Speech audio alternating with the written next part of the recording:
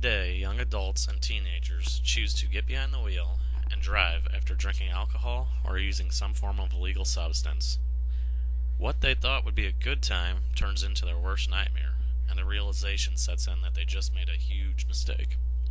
The SAD organization was founded by a man named Robert Anastas at Wayland High School in Massachusetts back in 1981. Robert and a group of 15 students put together the concepts and a mission to help young adults refrain from drinking and driving. Over the years, the program grew nationwide and expanded its boundaries from just being a group that focused exclusively on drunk driving to students against destructive decisions. SAD's mission is simply to provide students with the best prevention and intervention tools possible to deal with the issues of underage drinking, other drug use, impaired driving, and other destructive decisions. Teenagers often have the idea that they are invincible, that no one or anything can harm them. This outlook on decision-making is one that is not true for any person, and SAD brings a realization to these teens by educating them on the dangers in the decisions that they may make in the future. Just to give you a better idea of the numbers of teenagers that do drink alcohol and get behind the wheel and drive while impaired, I found some statistics on SAD's website that I would like to share with you.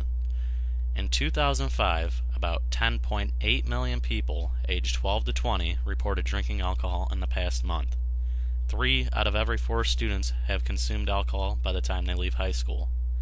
More than half of 12th graders and 20% of 8th graders report having been drunk at least once in their life.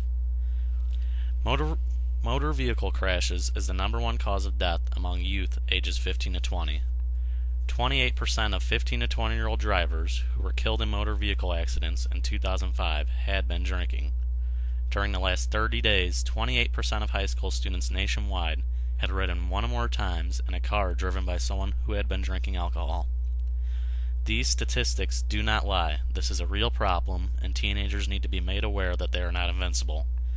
Through the efforts of SAD and other programs and changes made in laws and policies, the number of teenage alcohol-related crashes has been reduced by about 60%.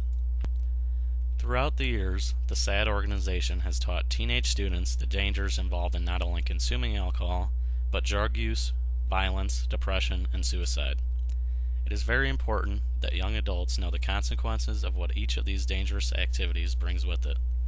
I feel that if a mandatory SAD course was implemented in every middle and high school around the nation, we would see a dramatic drop in the negative statistics in each of these categories. With an education of what circumstances comes with each of these dangerous behaviors, a teenager would have the right tools to make a better decision when facing peer pressure. That education could end up saving lives.